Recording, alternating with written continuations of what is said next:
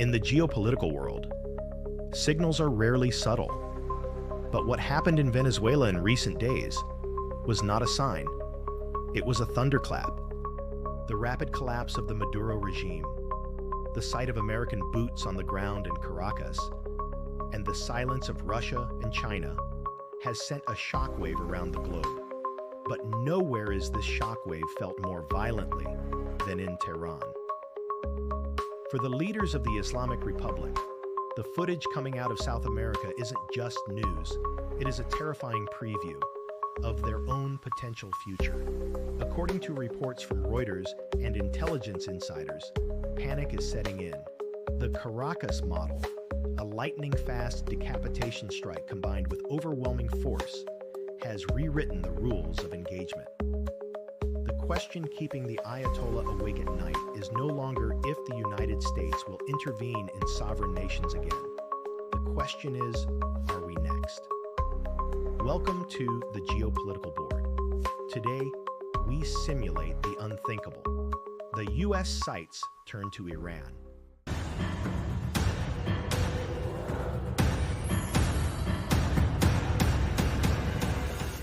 To understand the panic inside Iran right now, we have to look at why Venezuela fell so easily. For decades, dictatorships relied on a simple insurance policy, the belief that the United States was too afraid of another Iraq or another Afghanistan to actually invade. That insurance policy just expired. By striking Venezuela, the new U.S. administration has proven it has crossed a psychological threshold. They are no longer deterred by the fear of bad press or international condemnation. And for Iran, this is a catastrophic realization. Even worse is the diplomatic silence. Iran has spent billions cultivating alliances with Russia and China, believing these superpowers would protect them. But look at Venezuela.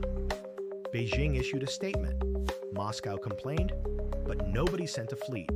Nobody started World War III for Maduro. Tehran now realizes the hard truth. If Washington decides to strike, Iran is alone. The Eastern Bloc is a paper tiger.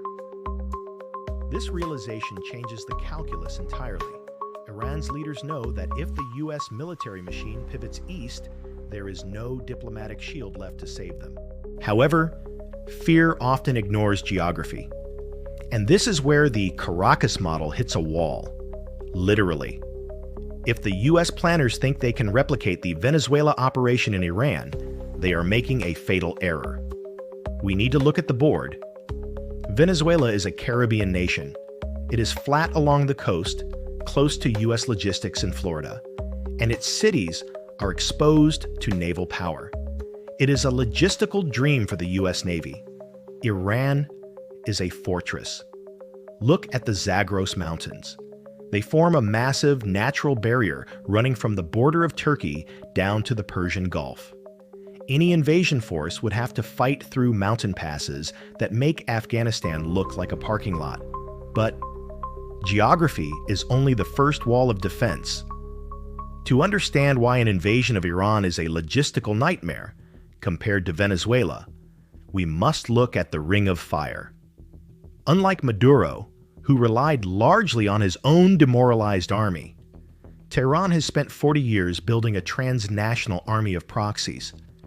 If the U.S. attacks Iran, the retaliation won't just come from Iranian soil. It will ignite in Lebanon, with Hezbollah's massive missile arsenal aiming at Tel Aviv. It will ignite in Yemen, with the Houthis targeting intense shipping lanes in the Red Sea. It will ignite in Iraq and Syria, where U.S. bases are sitting ducks for local militias.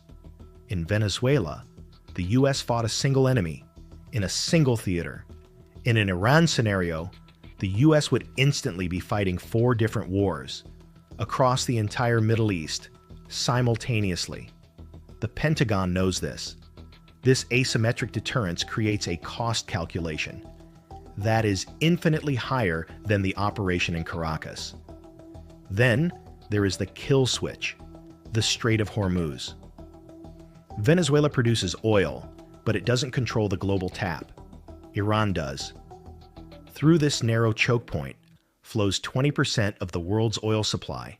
If the U.S. attacks, Iran doesn't need to win a military victory. They just need to mine the strait, sink a few supertankers, and send oil prices to $300 a barrel. This would crash the global economy, including the American economy, overnight. This economic nuclear option is Iran's primary shield. It is a deterrence that Maduro never had. Beyond geography and economics, there is the question of raw firepower. Let's look at the hardware. In Venezuela, the air defense systems were largely outdated Russian S-300s, many of which were reportedly non-operational due to lack of maintenance. The U.S. Air Force achieved air superiority in hours. Iran is a different beast. They possess a dense, layered air defense network.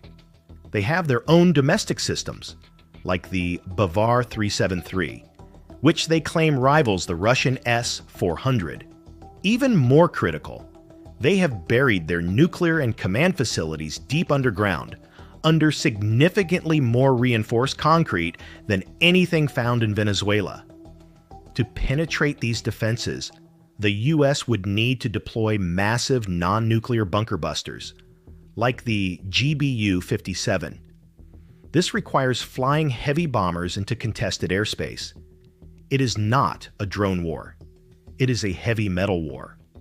The risk of losing American pilots and aircraft is real, whereas in Venezuela, it was negligible. But here is the twist. The United States knows it cannot easily invade Iran. Washington knows about the mountains, the hardware, and the oil. So, the threat to Tehran isn't a D-Day style landing. The threat is that the U.S. will weaponize the fear of invasion to ignite a civil war. As Reuters reported this week, Iran's internal stability is crumbling. Protests are flaring up again. The economy is in ruins. The population is young, connected, and tired of the regime. The strategy used in Venezuela involved psychological warfare, convincing the military generals that loyalty to the leader was a death sentence. The U.S. signaled, "Give him up and you survive."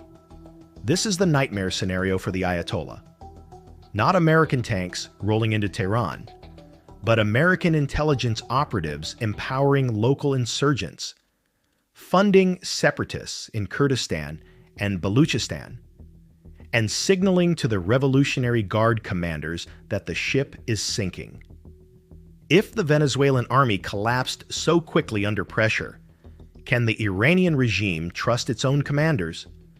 Paranoia is a powerful weapon, and right now, paranoia is flooding the halls of power in Tehran.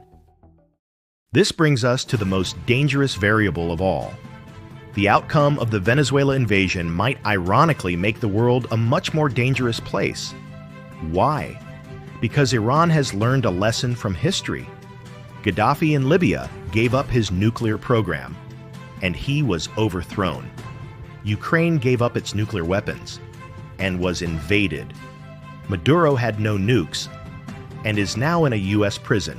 Who doesn't get invaded? North Korea, because they have the bomb. The fall of Venezuela is the ultimate proof to Iranian hardliners that conventional defense is useless. The only guarantee of survival is a nuclear deterrent.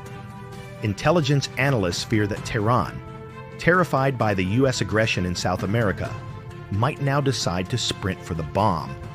They might kick out inspectors, seal the facilities, and try to build a nuclear warhead before the Americans can stop them.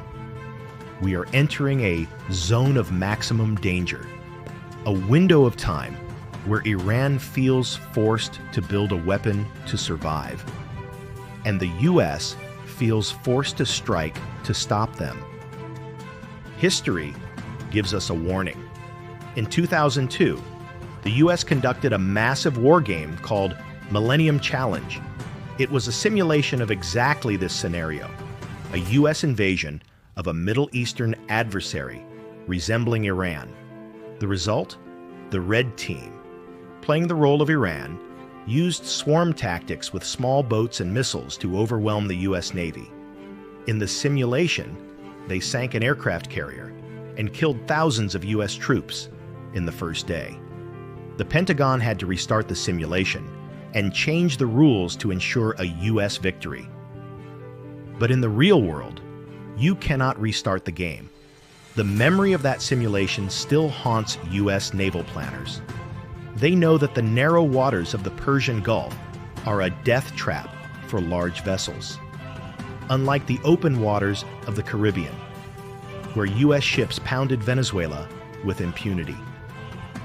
The U.S. victory in Venezuela was swift, but the aftershocks are complex. It has terrified America's enemies, yes, but terror makes nations unpredictable. Iran is cornered. Its economy is failing. Its people are protesting. And its diplomatic immunity has evaporated. A cornered animal is the most dangerous kind. Will the U.S. ride the momentum of Caracas to reshape the Middle East? Or will Iran's fear drive them to light the fuse on a nuclear crisis? The board has been reset, and the next move could change everything. If you want to understand the moves before they happen, make sure you are subscribed. Leave your comment below. Do you think the U.S. will turn its eyes to Iran next? Thanks for watching the Geopolitical Board.